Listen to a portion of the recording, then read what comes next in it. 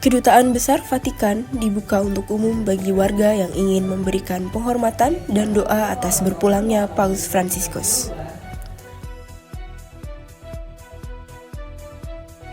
Suasana duka menyelimuti kediaman Bim Bim Sleng atas berpulangnya ibunda tercinta.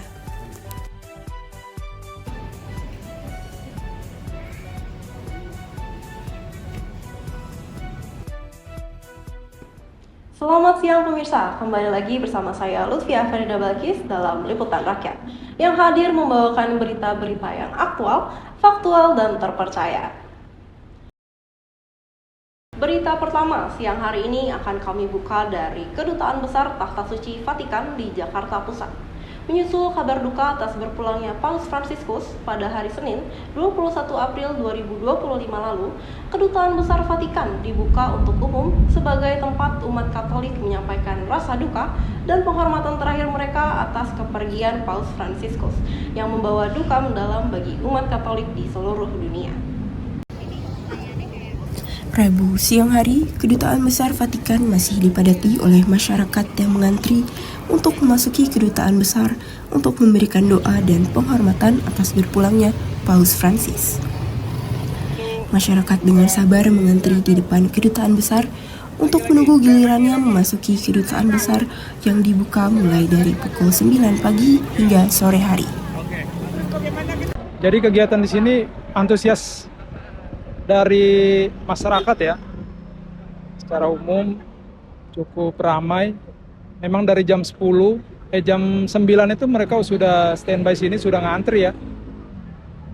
Antrian sepanjang area depan ini sampai di gedung sebelah. Jadi memang cukup antusias dari masyarakat, memang cukup banyak.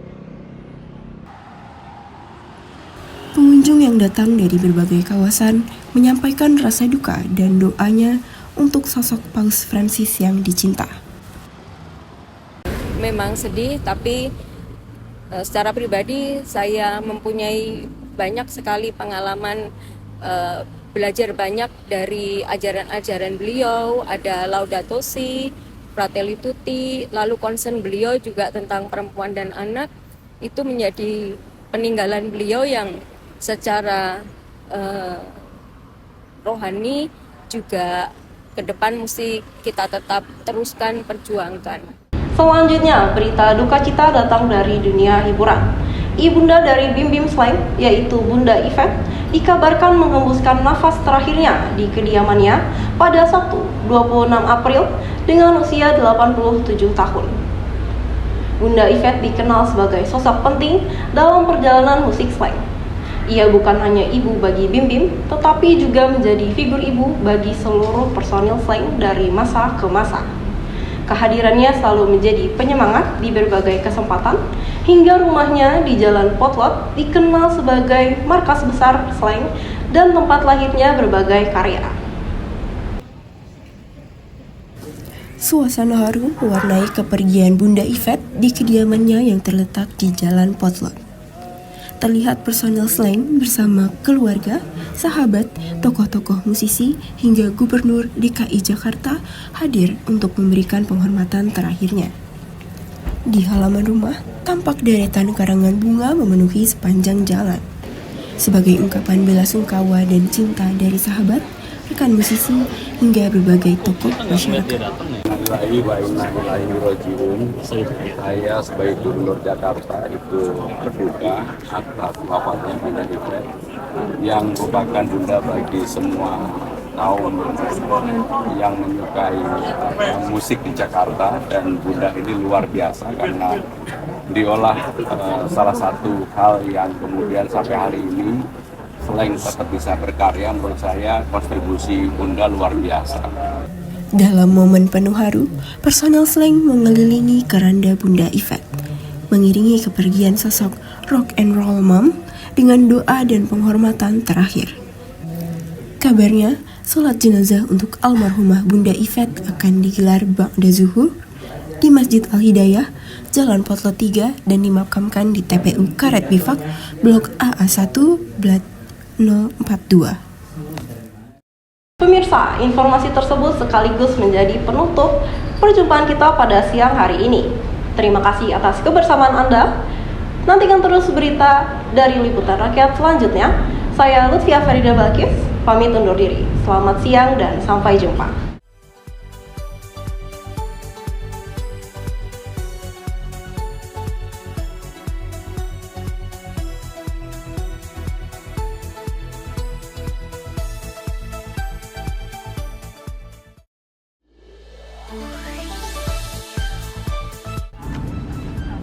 Ribuan buruh dari berbagai wilayah berkumpul di jantung ibu kota menyuarakan tuntutannya di Hari Buruh. Pembongkaran bangunan liar di bantaran Kali Bekasi berlangsung tanpa perlawanan.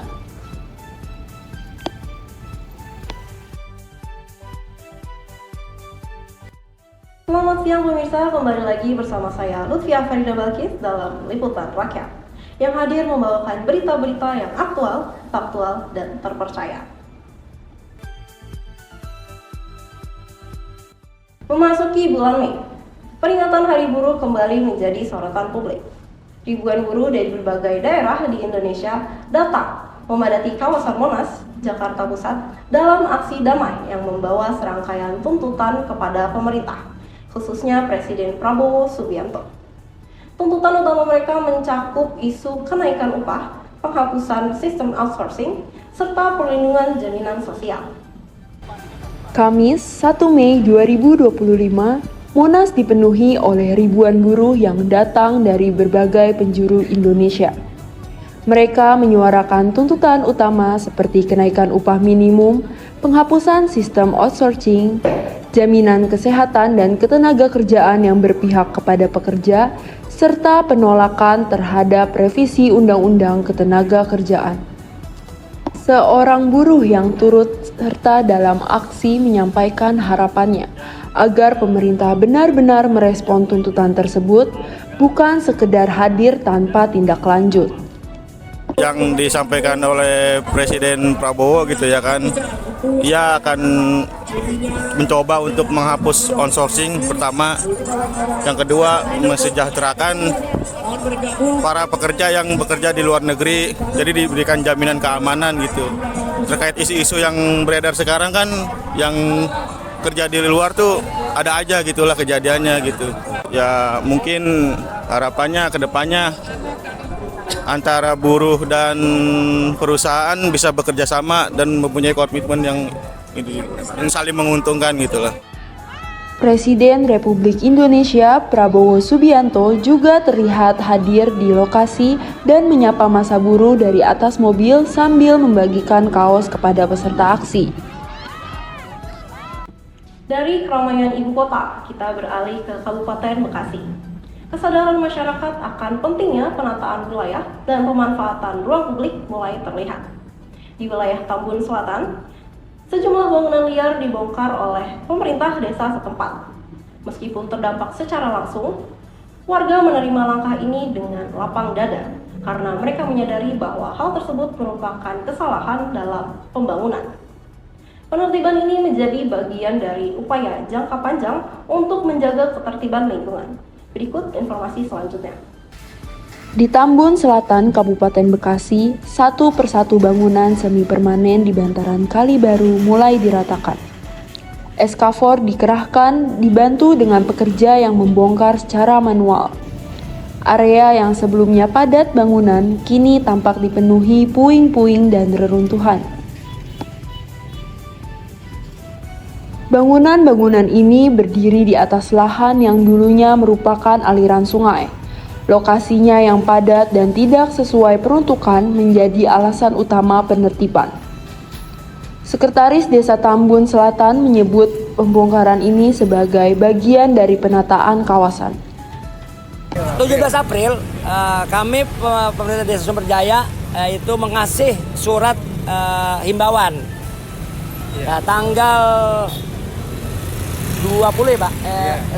Setelah itu Satpol PP memberi surat peringatan. Peringatan 1, peringatan 2, peringatan 3. Nah setelah itu baru ada pemberitahuan terakhir. Nah ini pembangunan ini memang ada di bantaran tanah bangunan liar. Iya, jadi kami pemerintah desa hanya menjalankan tugas dari kabupaten, kecamatan. Nah untuk itu setelah ini nanti akan dibuat pelebaran jalan juga, sekalian ada saluran, Pak. Setelah proses pembongkaran selesai, pemerintah desa berencana melakukan pelebaran jalan serta membangun saluran air di lokasi tersebut. Masyarakat yang terdampak menunjukkan kesadaran yang tinggi. Sebagian besar bahkan telah membongkar bangunannya sendiri sebelum alat berat diturunkan. Mereka mengakui kesalahan membangun di lahan yang tidak semestinya. Pemirsa, informasi tersebut sekaligus menjadi penutup perjumpaan kita pada siang hari ini. Terima kasih atas kebersamaan Anda. Nantikan terus berita selanjutnya dari Liputan Rakyat. Saya Lutfia Farida Balkis, pamit undur diri. Selamat siang dan sampai jumpa.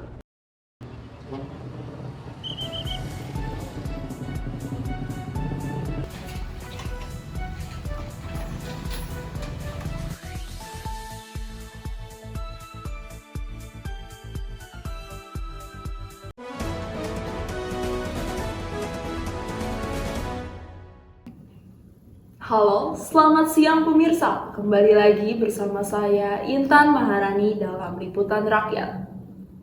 Siapa sangka, di tengah padatnya kota Jakarta terdapat ruang hijau yang menanam sekitar ratusan jenis bibit tanaman di tengah kota. Kebun bibit Kasamora yang dikelola oleh Dinas Pertanaman dan Hutan Kota DKI Jakarta menanam sekitar 150 jenis bibit yang berfungsi untuk penghijauan kota. Berlokasi di Jalan Sirsak, Ciganjur, Jagakarsa, Jakarta Selatan, kebun bibit Kasamora tidak hanya menanam tanaman, tetapi juga sebagai harapan akan penghijauan kota dan udara yang lebih sehat. Lalu, kira-kira bagaimana suasana yang ada di kebun bibit Kasamora? Saat ini reporter kami Syafiq Rifaza sedang berada di lokasi kebun bibit Kasamora.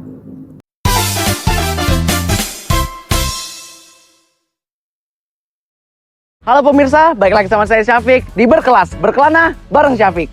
Hari ini aku sedang berada di kebun bibit Kasamora, tepatnya di Jagakarsa, Jakarta Selatan.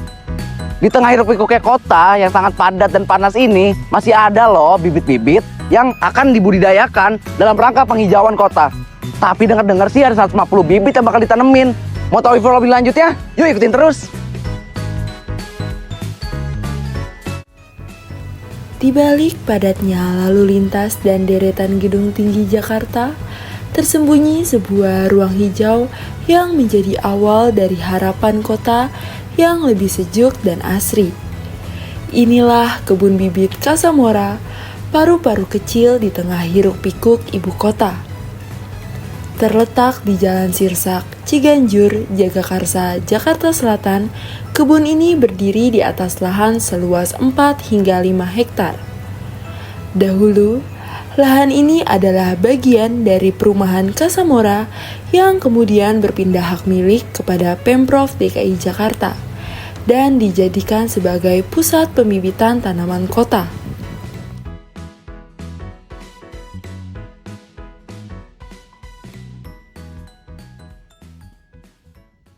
Kembali lagi pemirsa sama saya Syafiq dan di sini saya boleh dengan Bapak siapa? Boleh diperkenalkan diri?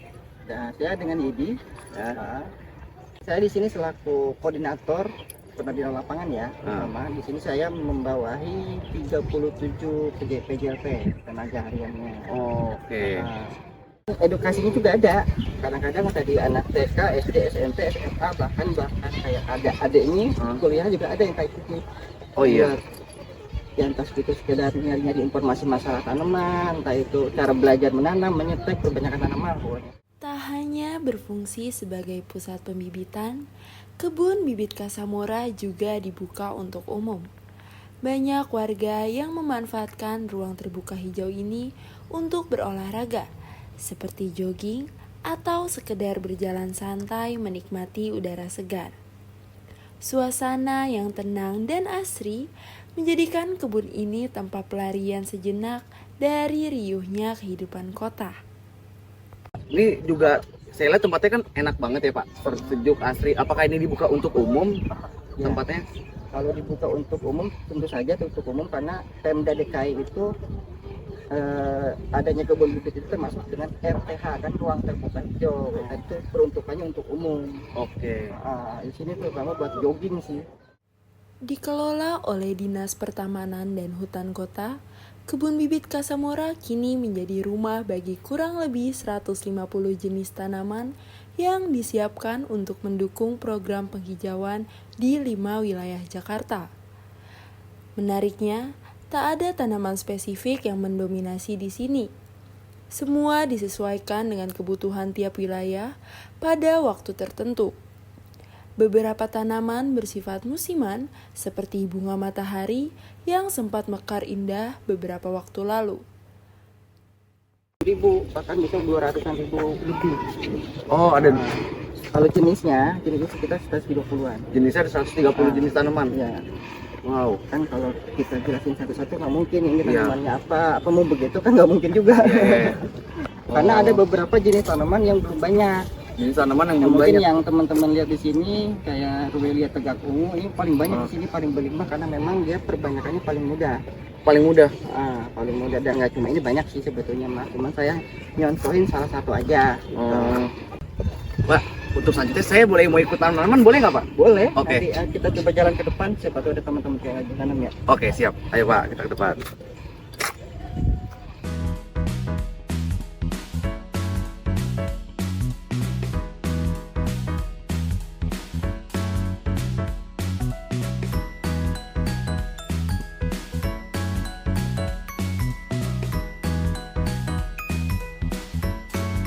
Oh iya, Mas, ini tuh akan tumbuh jika udah berapa hari, Mas? Seminggu, Mas. Seminggu. Iya. Seminggu itu udah pasti tumbuh apa gimana? Udah pasti, tapi kalau lebih cepat itu 4 hari kalau penyiramannya rutin. Oh, penyiramannya rutin 4 hari. Iya. Oh ya, habis ini tuh tumbuhan-tumbuhan di sini akan dibawa ke tempat lain apa bakal tumbuh dan terus di sini? Akan dibawa. Akan dibawa. Oh, oke.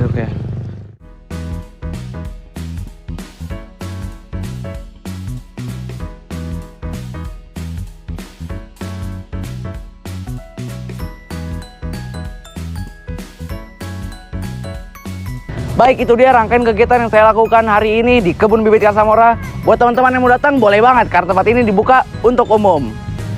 Mungkin informasi sekian saja yang bisa saya berikan. Kita kembalikan ke Intan di studio.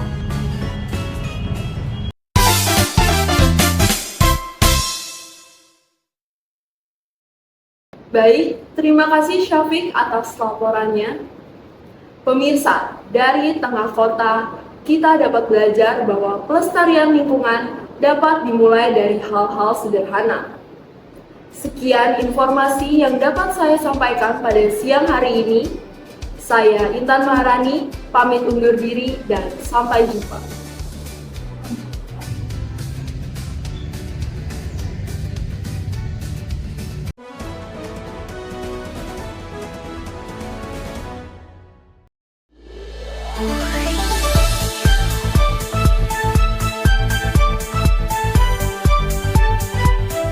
Selamat siang pemirsa, kembali lagi bersama saya Lutfia Ferdia Balkis dalam Liputan Rakyat. Festival Budaya Nusantara kembali hadir di alun-alun Kota Bogor pada 18 Mei 2025 yang dilaksanakan oleh mahasiswa semester 2 Sekolah Vokasi IPB. Acara ini juga merupakan hasil kolaborasi antara Program Studi Komunikasi Digital dan Media, Sekolah Vokasi IPB, dan pemerintah Kota Bogor. Berbagai budaya dari penjuru Nusantara tampil meriah, mulai dari rumah adat, kuliner, pakaian tradisional, hingga pertunjukan tari yang memukau.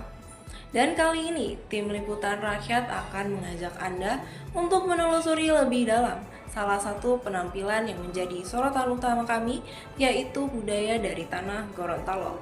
Berikut liputannya untuk Anda. Baik, terima kasih Lutfiah dari studio. Hari ini saya sedang berada di alun-alun Kota Bogor, tempat diadakannya Festival Budaya Nusantara ke-16 oleh Sekolah Vokasi IPB University. Hari ini saya akan berkunjung ke salah satu stand, yaitu dari budaya Gorontalo, yang nantinya akan menampilkan beberapa tarian Gorontalo. Alun-alun Kota Bogor terlihat dipadati oleh pengunjung. Suasana penuh warna, tawa, dan juga rasa ingin tahu terlihat dari antusiasme masyarakat yang memadati setiap sudut stand budaya. Banyak pengunjung yang tak hanya sekedar melihat, tapi juga aktif dalam bertanya, mencicipi makanan, dan juga mencoba pakaian adat dari berbagai daerah. Salah satunya yang mencuri perhatian adalah budaya Gorontalo. Dari adat hingga tarian, kelompok ini menyuguhkan cerita yang tak hanya menarik secara visual, tetapi juga kaya akan makna budaya. Bukan hanya untuk menghibur, kelompok ini juga datang untuk memperkenalkan nilai budaya Gorontalo kepada masyarakat luas. Pemirsa, saat ini saya sudah bersama salah satu anggota dari budaya Gorontalo. Boleh diperkenalkan terlebih dahulu? Halo semuanya, saya Nafisa Hania Almudar dari KMN 61 dan saya berasal dari budaya Gorontalo. Tadi kami sudah menyaksikan langsung penampilan dari budaya Gorontalo yang tentunya sangat-sangat baik dan juga sangat-sangat memukau ya. Boleh pertanyaannya sedikit kepada Hania? Gimana nih perasaannya setelah tadi menampilkan budaya Gorontalo di hadapan banyak orang? Sebenarnya perasaan yang paling utama yang saya rasakan itu adalah lega ya. Karena bagaimanapun juga persiapannya ini udah sekitar 3 bulanan dan juga banyak suka, banyak tawa, banyak sedihnya segala macamnya akhirnya berlalu pada acara puncak Festival Budaya Nusantara pada hari ini. Jadi cenderung lebih lega dan ada perasaan sedikit melankolis ya karena ini saya nggak bakal latihan lagi dan mungkin bakal kangen Facebook dikit-dikit lah gitu kebersamaannya dan sebagainya gitu. Bakal jadi kenangan yang indah banget sih. Berarti dari penampilan tadi bisa disimpulkan Hania cukup puas ya dengan penampilan yang sudah dibawakan oleh Hania dan juga teman-teman. Saya pribadi cukup puas. Saya merasa kayak sudah memberikan yang terbaik. Begitu pula dengan teman-teman saya sedang memberikan yang terbaik dan sebisa mereka, sebaik mereka. Oke, selanjutnya aku juga mau tanya nih terkait penampilan tadi. Menurut Hania, kesan apa yang sangat ditimbulkan setelah berbulan-bulan mempelajari budaya Gorontalo? Kesan yang saya dapatkan ini kesan sebenarnya lebih kayak seperti saya tuh mendapatkan ilmu baru dan juga wawasan baru. Sebelumnya saya tuh fun fact tidak tahu menahu sama sekali mengenai Gorontalo, kayak sekadar tahu aja ada provinsi namanya Gorontalo. Tapi dengan adanya festival budaya ini saya jadi tahu kayak Gorontalo itu punya baju adat apa, kemudian Gorontalo itu punya kuliner seperti apa dan sebagainya. Jadi kayak membuka wawasan saya menjadi lebih baik lagi mengenai Indonesia seperti itu. Gorontalo dikenal sebagai daerah yang menjunjung tinggi tradisi lisan. Maka tak heran, penampilan mereka dibuka dengan sebuah drama pantun yang mengangkat kisah sepasang kekasih sebelum pernikahan dan juga datangnya orang ketiga. Dilanjutkan dengan tari saronde, sebuah tarian tradisional yang biasa dibawakan untuk merayakan acara pertunangan. Baik pemirsa, saat ini saya sedang bersama pengunjung yang hadir di acara festival budaya ini. Boleh tanya-tanya sedikit ya Mas, kira-kira kesannya seperti apa nih setelah tadi keliling-keliling kan ya? Kesan datang ke acara ini kira-kira kayak gimana? Kalau kesannya sangat luar biasa. Kenapa luar biasa? Yang pertama, kita bisa mempelajari dan tahu banyak budaya yang ada di Indonesia, itu yang pertama. Yang kedua, ini yang bikin kami salut adalah teman-teman dengan kondisi yang panas terik gini, teman-teman bisa tahan.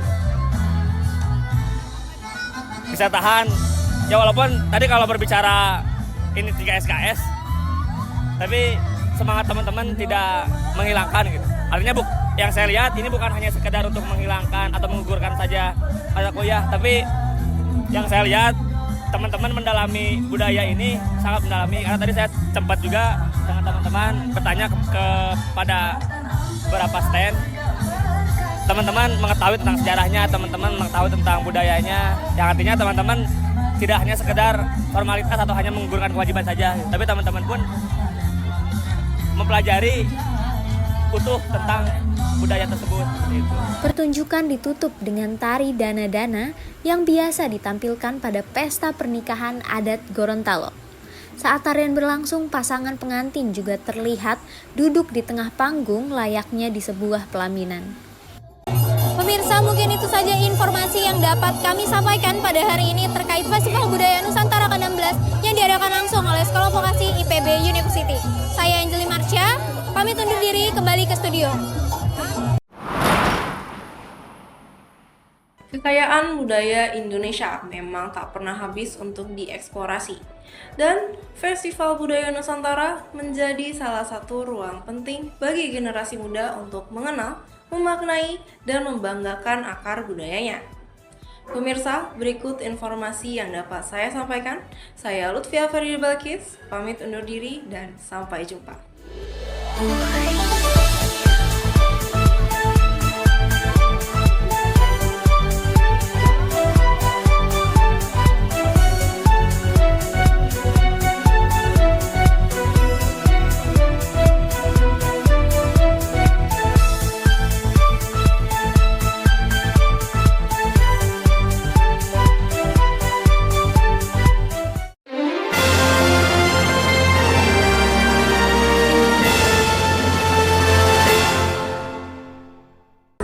Selamat siang pemirsa, kembali lagi bersama saya Lutfia Farida Balkis dalam segmen Berkelas. Kali ini tim Liputan Rakyat akan mengajak kamu seru-seruan di Trans Snow World Bekasi, destinasi wisata yang unik dan menyenangkan. Menariknya, hanya dengan 55.000 kamu sudah bisa menikmati sensasi bermain salju selama 2 jam. Di tengah panas dan hiruk pikuknya kota Bekasi, tempat ini justru menghadirkan suasana yang sejuk, tenang, dan penuh salju. Penasaran seperti apa keseruannya? Ini dia liputan selengkapnya.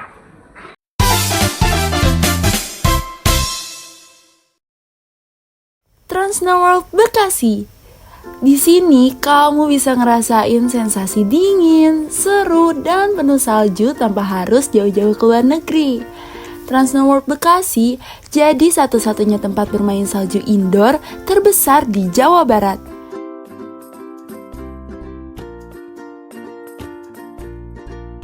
Sebelum masuk ke area salju, pengunjung akan dipinjamkan sepatu boot khusus dan diberikan jam tangan digital yang berfungsi sebagai penanda waktu bermain yang berdurasi selama 2 jam. Di sini juga terdapat fasilitas penyewaan loker, sehingga pengunjung tidak perlu khawatir dan bisa bermain dengan bebas. Halo teman-teman, balik lagi sama saya Syafiq di segmen Berkelas, berkelana bareng Syafiq. Hari ini aku lagi ada di Snow World Bekasi, yaitu tempat buat kita nyobain gimana rasanya ada salju sih. Mau tahu keseruannya? Yuk ikutin.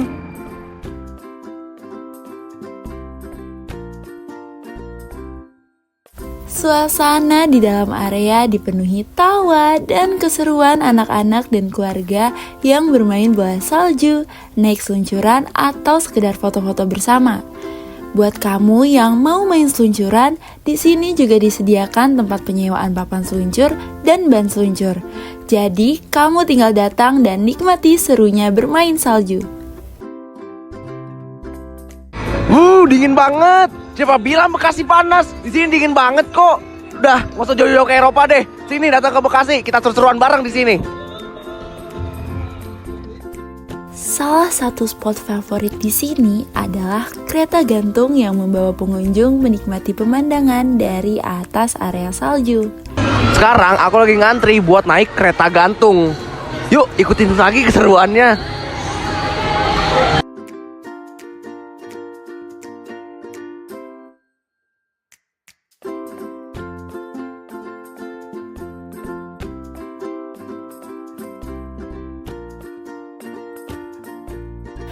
Dari ketinggian, suasana dingin dan desain ala Eropa makin terasa.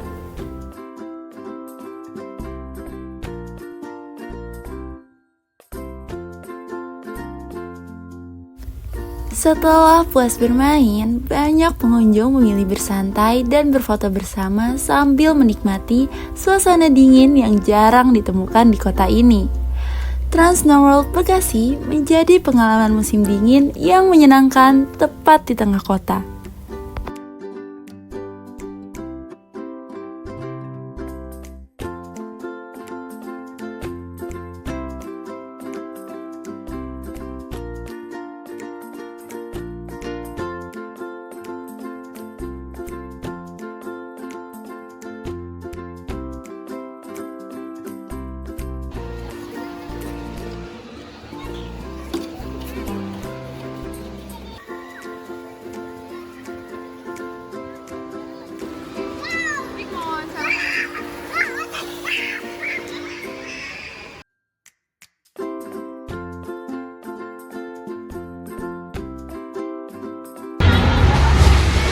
Halo guys, itu dia keseruan aku hari ini. Kalian jangan lupa datang ke Trans Snow World. Udah ya, aku mau seneng dulu.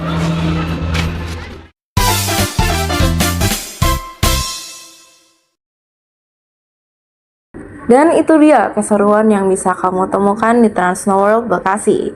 Tempat ini cocok untuk liburan bareng keluarga, teman, atau bahkan untuk ngedate seru di akhir pekan. Semoga liputan kali ini bisa menjadi referensi liburan seru kamu. Saya Lutfia Farida Balkis, sampai jumpa di liputan menarik lainnya hanya di Liputan Rakyat.